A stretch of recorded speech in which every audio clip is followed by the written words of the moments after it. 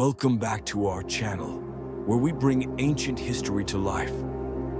Today, we're diving deep into one of the most important turning points in human civilization, the unification of Egypt.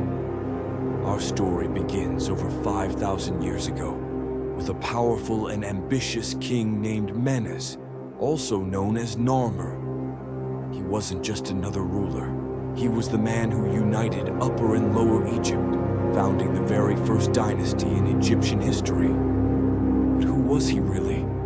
How did he achieve this unification? And what happened next?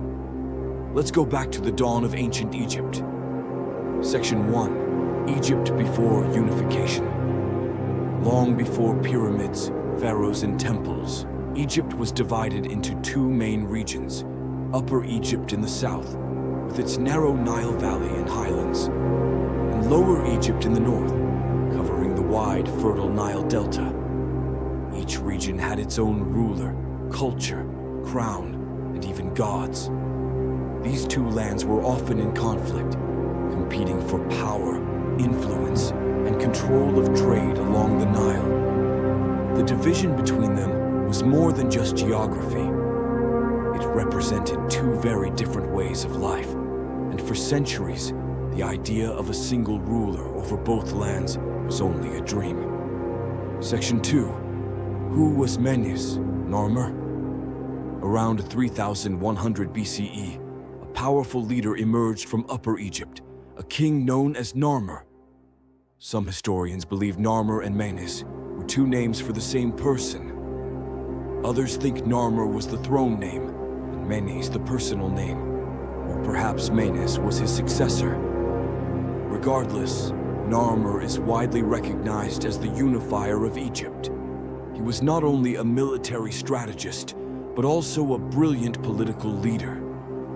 He understood that to unite Egypt, he needed to do more than just win a battle. He had to win the hearts and minds of both peoples. Section 3. The unification of the two lands. The exact details of the unification are still debated, but one of the most important archaeological discoveries gives us powerful clues: the Narmer palette. This ancient ceremonial artifact, carved from stone, shows King Narmer wearing both crowns, the white crown of Upper Egypt and the red crown of Lower Egypt. On one side of the palette, Narmer is shown striking down an enemy, a symbol of conquest. On the other side, he's shown in a peaceful procession, uniting the two lands under one rule. This was more than just a military victory. It marked the birth of the Egyptian state, the first centralized government in the world, ruled by a divine king, or pharaoh. Section 4. The beginning of the First Dynasty. With Egypt unified, King Menes founded the First Dynasty, which began a new chapter in human history. He established his capital city at Memphis, strategically located where Upper and Lower Egypt met, a symbol of national unity.